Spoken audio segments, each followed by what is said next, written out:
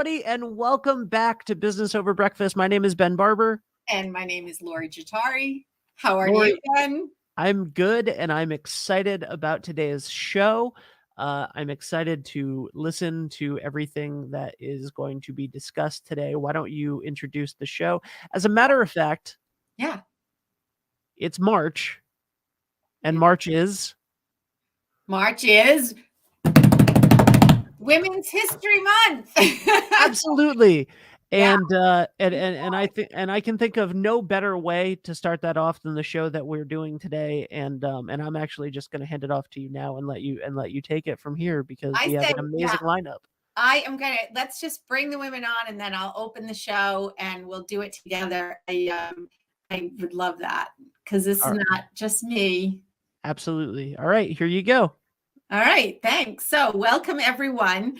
It is Women's History Month and we are going to put a little small pebble in the pond of all the stuff that's going to happen this month by talking to some women around the theme of Women's History Month, which is healing and hope and a tribute to all the caregivers throughout the pandemic. But really, women do this every day, all the time.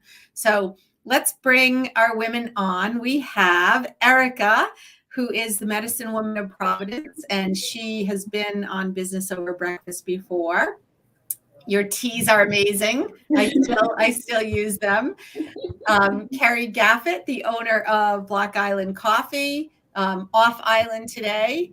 We have Janet Robinson, who is the VP for operations for Premier Products and PPR Pets.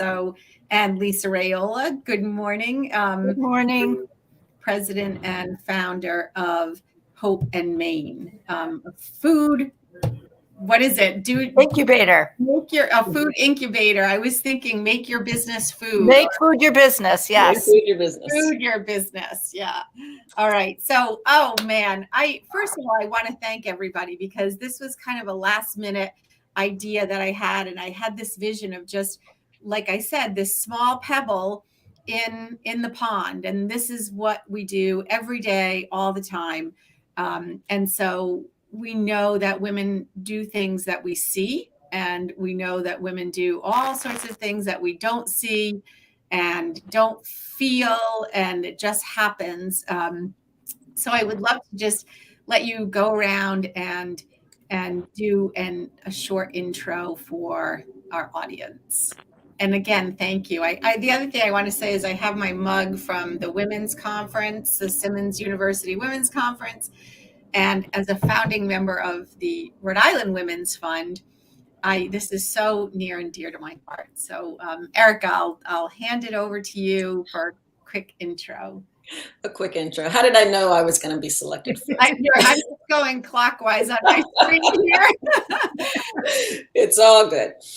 So yes, my name is Erika, and I think what I'd like to share is that all of my work is around helping to dissolve or break down those cycles of self-neglect, particularly in women and women identifying folks, just making self-care so much part of your everyday that it's non-negotiable.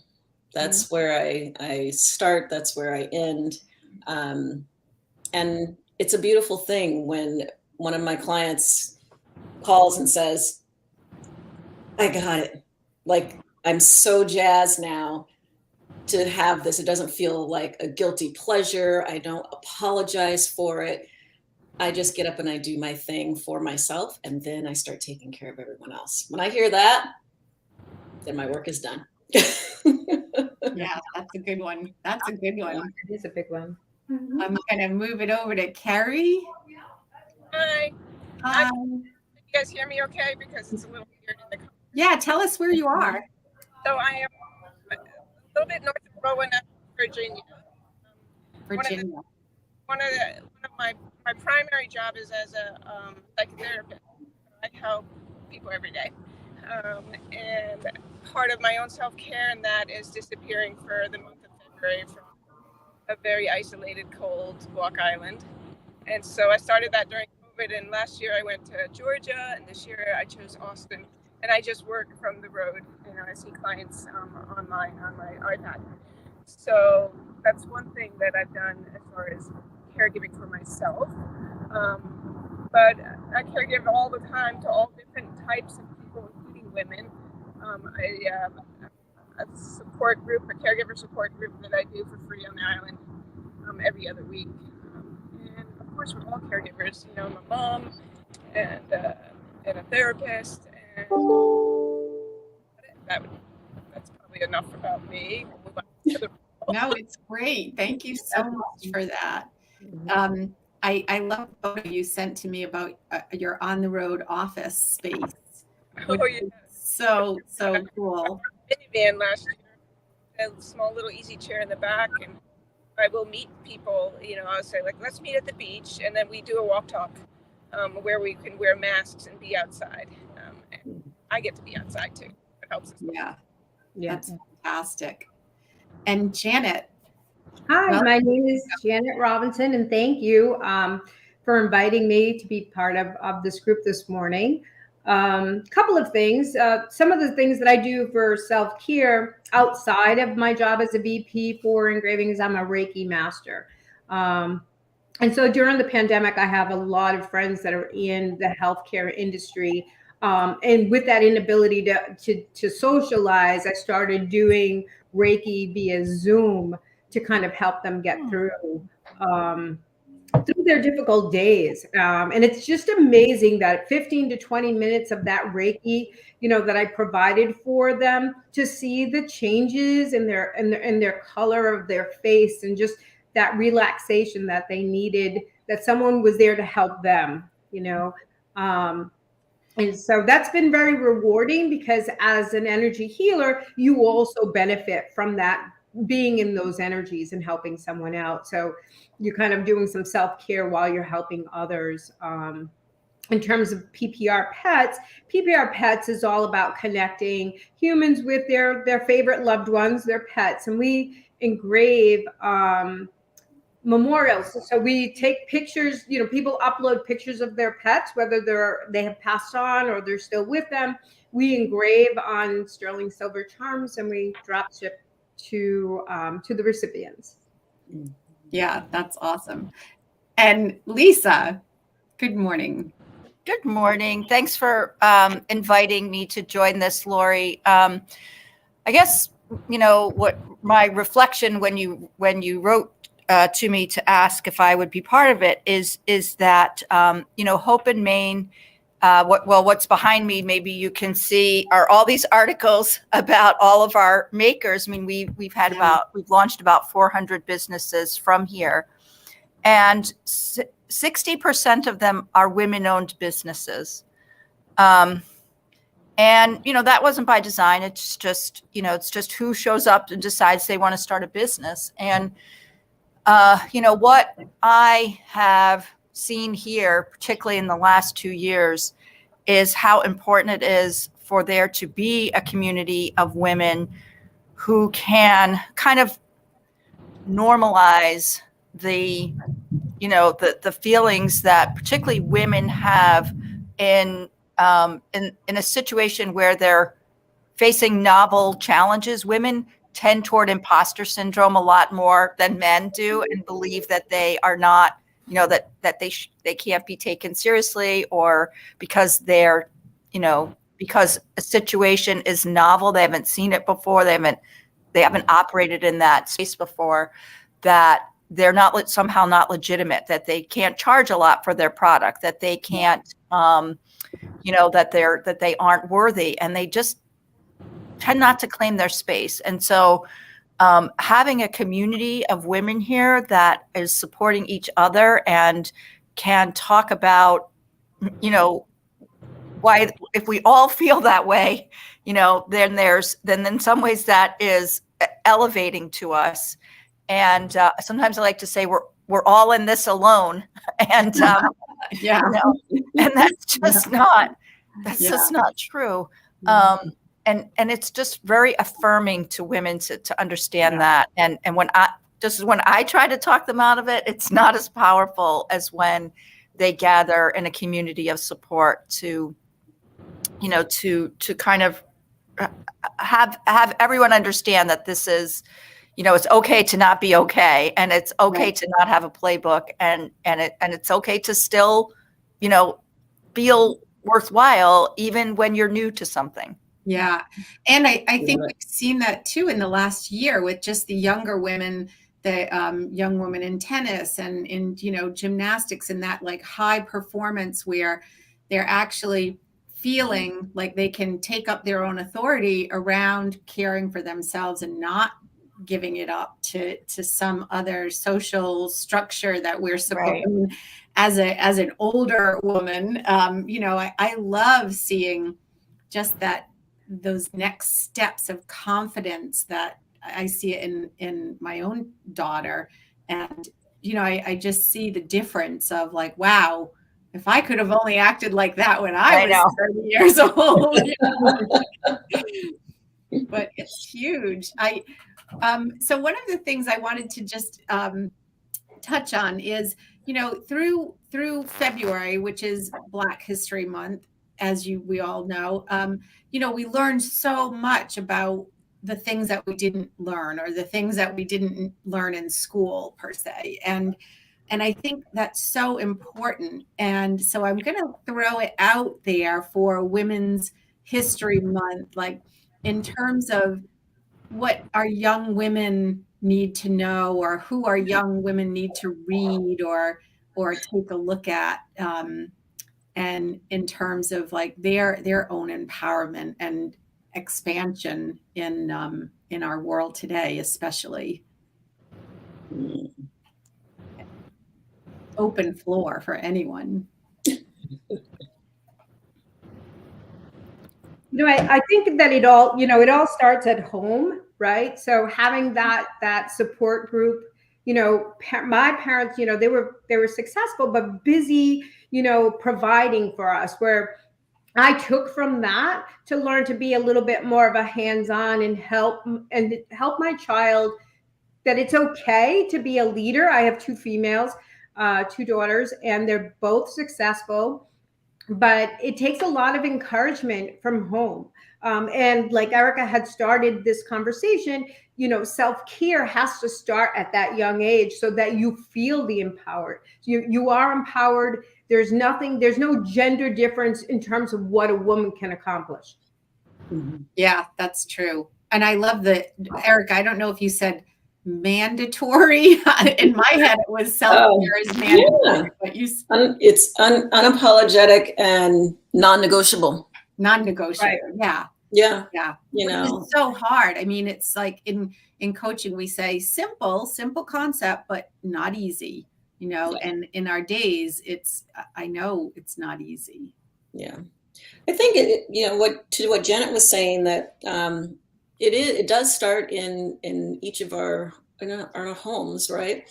For my two daughters, I also have two daughters, we're constantly pointing out things that are happening now for women as examples, and in what's possible, right? Because they've spent, I think, at least my generation, I won't speak for everybody else on the phone, you know, there was more of a, you can do that, but kind of feeling around everything, like go out and take over the world, but, you know, and that was because my mom came from a generation where you couldn't do things. So it makes total sense. But for them, just even watching the news, it's like, we have a new Supreme Court justice. Read her story.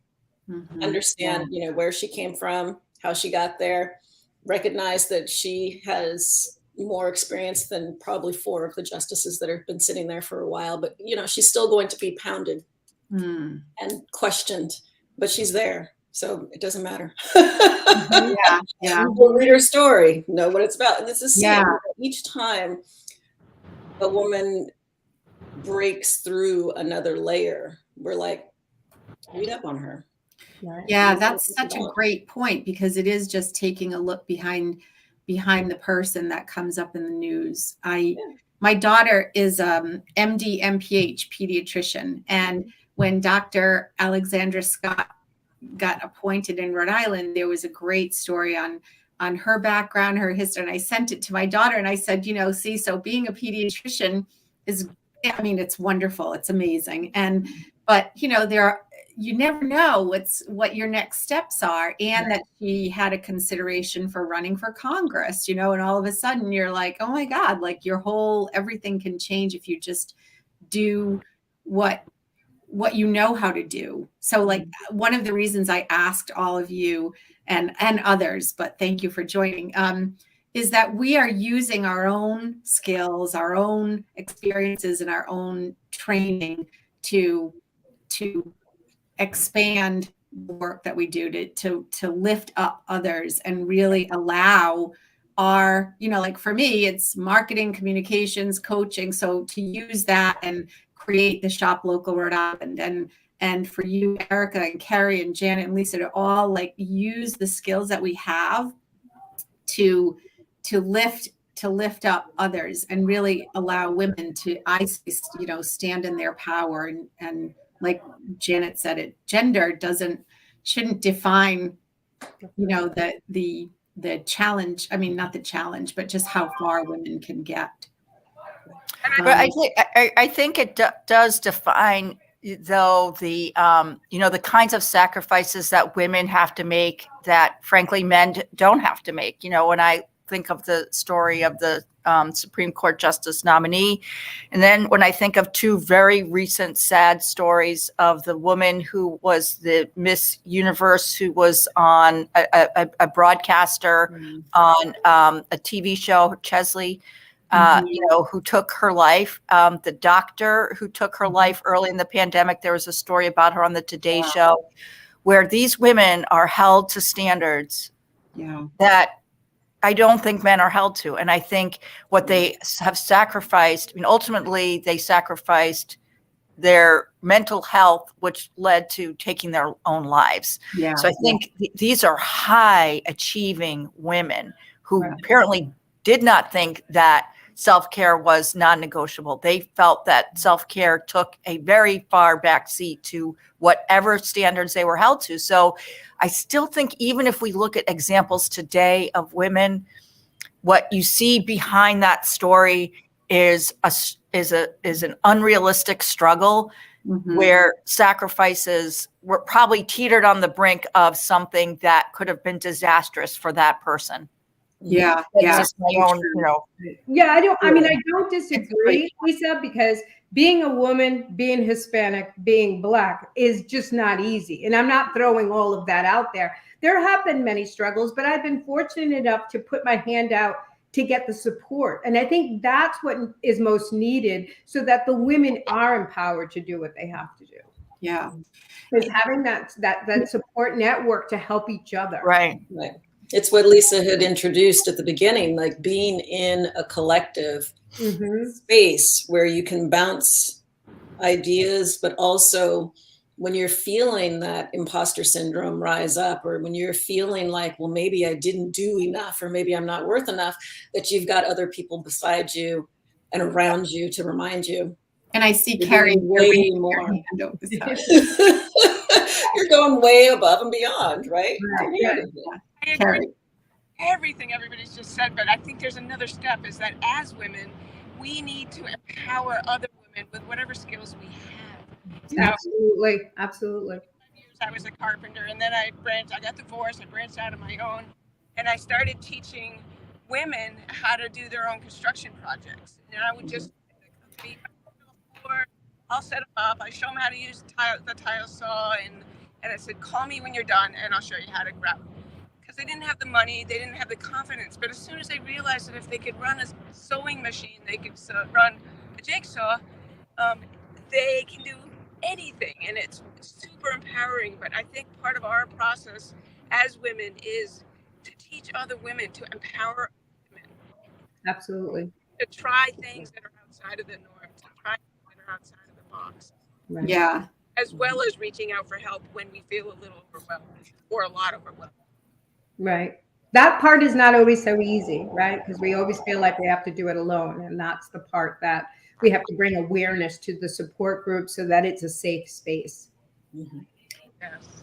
Yeah, I know when we won the Tech 10 award in December, and man, I was in this room with all these people that had really cool technology projects, and we were winning an award too. And I sat down and I was like, oh my God, this is not for me. Like, talk about imposter syndrome. I was like having to scoot out of there and or crawl. I mean, I actually got a book out to say, like, what is happening right now? I'm not usually like this. I think it was the first time that I was in a completely different environment outside of like marketing communications, like I know, but it was, yeah, it was full on, you shouldn't be here. This is wrong. You're not getting, and then I had to like regroup inside myself and say, hey, wait a minute, it's okay. We actually did this. So it was really a strange feeling, but so in medicine, as your daughter knows, that we have this thing called see one, do one, teach one. And so you as a resident, you watch somebody do a procedure, you do it yourself, and then you teach it, because I think we teach best what we most need to learn. The people that you are the best teacher when you still need to, you've just learned something, or you need to learn something, as Carrie, I'm sure, will know. And that having the community of women here actually being, peer collaborators and teaching that rising generation. And it's not, and age has nothing to do with it. The rising generation can be of older women and younger women, the teachers. It's just not about age. Right. It's about, I just did this. I was afraid to do it. I didn't really, I made these mistakes, and now here's what I learned, and here's what I want to teach you. Is to your point, Carrie, sort of the most valuable thing, that we can do here is to do it really technology transfer, but it's also psychology transfer, right? It's like, believe me, I did not go into this as any kind of expert. I went into it knowing nothing, and here's what I learned, and here's how I did it. I think that's probably universally true, but you asked early on, Lori, about what women might want to read. So Carol Gilligan is someone that, I read 100 years ago, but, she's still so relevant because she talks about women understanding interdependence more frankly than men, so psychologically, for whatever the reason, the way they're acculturated. And so understanding how interdependent we are as women, in that in teaching and mentoring and shepherding is so important. And it happens here organically, but outside of a place like this, we have to work at it, because it's not going to happen organically. Right.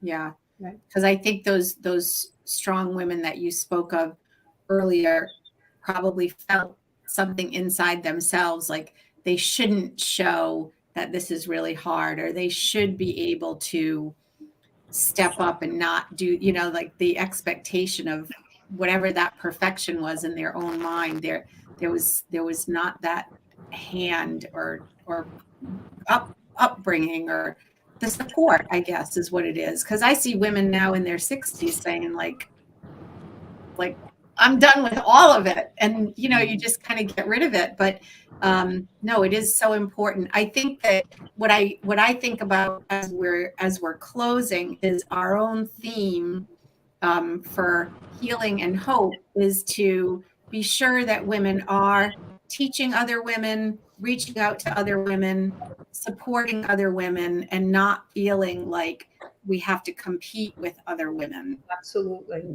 Absolutely. Because I think women are and will continue to really change our world. I can't imagine a war with women in charge. That's all.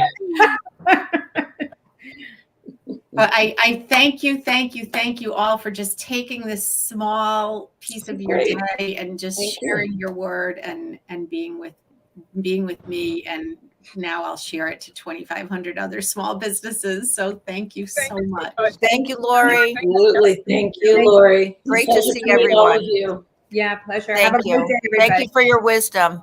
Thank you. Oh my goodness. I could go on and on. So obviously women are moving up, and we are supporting other women. It wasn't always like that, but you had to find your groups. And so this month, take a moment to really think about the women that you can support, the women that you're surrounded by, and the women that may need some teaching or lifting up. And I really thank you for this very, very special Women's History Month kickoff for March. And make sure to shop local and support all those small local businesses, because it really does create more drops in the pond for more support, more success for everyone. Thank you so much. Have a great day.